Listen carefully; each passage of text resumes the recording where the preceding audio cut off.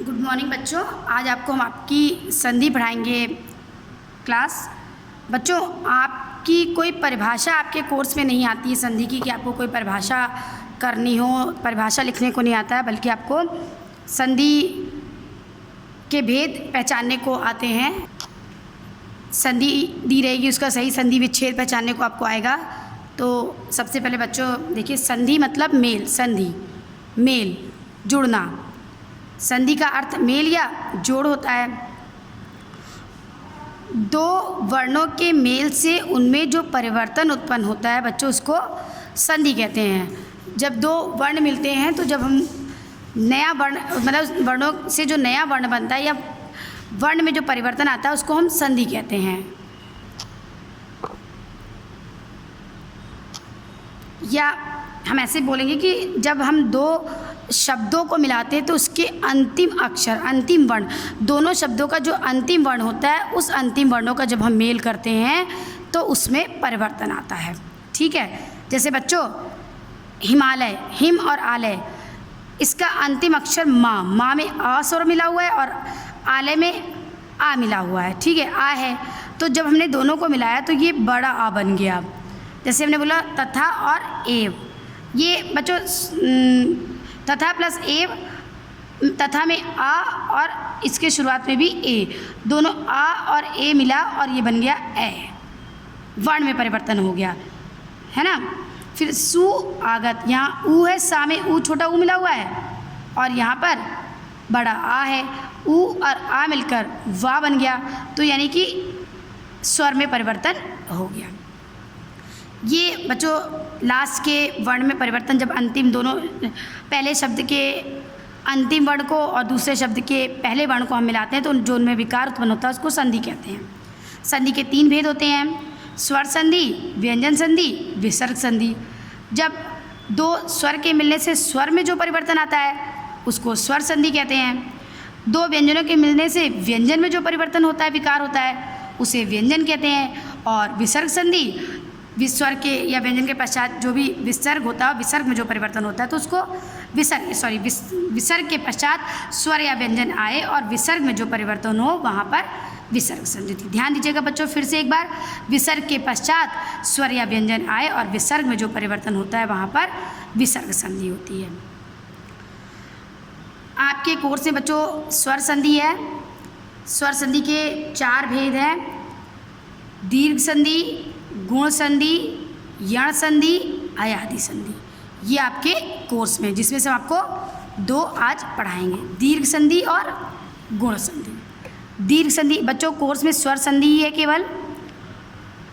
दीर्घ संधि, कोई चीज़ बड़ी हो जाती होगी, दीर्घ, देखिए ह्रस्व दीर्घ मतलब छोटा या बड़ा स्वर, आ ई उ री या ऑब्लिक री के बाद फिर ह्रस्व स्वर या ह्रस्व दीर्घ ही आए, लेकिन दोनों मिलने पर बड़े हो जाते हैं, दीर्घ हो जाते हैं, तो वहाँ पर दीर्घ संधि होती है। फिर ध्यान दीजिएगा बच्चों, छोटा आ आए, बड़ा, छोटी ई आए, छोटा ऊ आए, या बड़ा आए, बड़ी ई आए, मतलब कोई भी सीक्वेंस कोई भी हो, उसके बाद भी कोई भी समान स्वर हो, लेकिन सीक्वेंस कोई भी हो, यानी छोटा छोटा हो सकता है, बड़ा बड़ा हो सकता है, छोटा बड़ा हो सकता है, बड़ा छोटा हो सकता है, लेकिन ये स्वर आपका बनेगा बड़ा। जैसे उदाहरण हमने देखा, सत्य प्लस अर्थ, सत्य, या में आ मिला है, ये भी आ है, यहाँ बन गया सत्यार्थ, ये आपका बड़ा बन गया, दोनों छोटे हैं।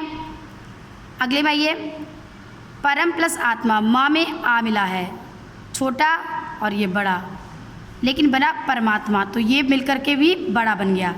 छोटा छोटा मिलकर के बड़ा बना, छोटा बड़ा मिलकर के बड़ा बना। अभी देखिए कवीश्वर, छोटी ई वा में, छोटी ई बड़ी, ये क्या बनेगी बच्चों आपकी बड़ी ई बन जाएगी, कवीश्वर। छोटा ई था, यहाँ पे बड़ा ई बन गया कवीश्वर। ठीक है, तो ये आपका दीर्घ संधि है। दीर्घ संधि में बड़ा हो जाता है। ह्रस्व या दीर्घ स्वर मिलते हैं, समान स्वर मिलते हैं, लेकिन वो बड़े हो जाते हैं। ठीक है बच्चों, इसकी आप प्रैक्टिस कर लीजिएगा खूब सारी, क्योंकि संधि विच्छेद करके सही संधि विच्छेद करने को आता है, संधि पहचानने को आती है, परिभाषा लिखने को नहीं आती है। फिर गुण संधि आपकी है, इसमें आ पहले शब्द में अंत में आ ही स्वर आएगा और इसके बाद ह्रस्व या दीर्घ, छोटा या बड़ा, ई आए, ऊ आए, री आए, लृ आए।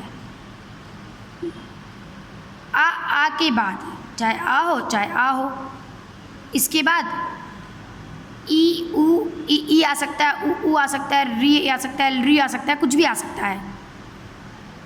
तो उनकी जगह अगर आ के बाद ई आएगा तो ए बन जाएगा, आ की जगह ऊ आएगा तो ऊ कुछ भी आएगा तो ओ बन जाएगा, री आएगा तो अर बन जाएगा और री आएगा तो अल बन जाएगा। ये गुण संधि का नियम है। जैसे हमने यहाँ पे एग्जाम्पल लिया है, ध्यान दीजिएगा बच्चों, पहले में आ ही आएगा, उप प्लस इंद्र, पा में क्या मिला है आ, प्लस ई है, चाहे छोटी हो चाहे बड़ी हो। अब आ और ई मिला तो ए, देखिए उपेंद्र बन गया, ये आपका ए बन गया, उपेंद्र बन गया। ठीक है, अभी आपने यहाँ पे देखिए बच्चों, यहाँ पे आप देखिए पर उपकार, रा में आ और ऊ, आ के बाद ऊ आएगा तो ओ बन जाएगा, यहाँ पे बन गया ओ। परोपकार, ऊ हट गया और बन गया ओ, परोपकार बन गया।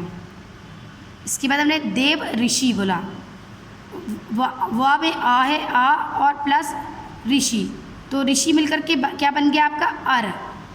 अब देखिए ये देवर्षि बना, आ के बाद री आया और री का अर बन गया। यहाँ पे ऋषि कहीं भी नहीं रह गया बल्कि देवर्षि हो गया, ऋषि स्वर गायब हो गया। अगला हम बोलते हैं तब ऋकारा, तब व में आ और री, अब बन गया तवलकारा, अल बन गया, अल बन गया बच्चों, ये व में आ और आधा ला, अल बन गया, ये आपका री हट गया, री शब्द हट गया, आ के बाद री आया और अल बन गया। ठीक है, तो ये आपकी गुण संधि है। बाकी दो संधि हम आपको कल पढ़ाते हैं, यण और अयादि, इसको पढ़िएगा, इसकी प्रैक्टिस करिएगा। Bye and take care everyone.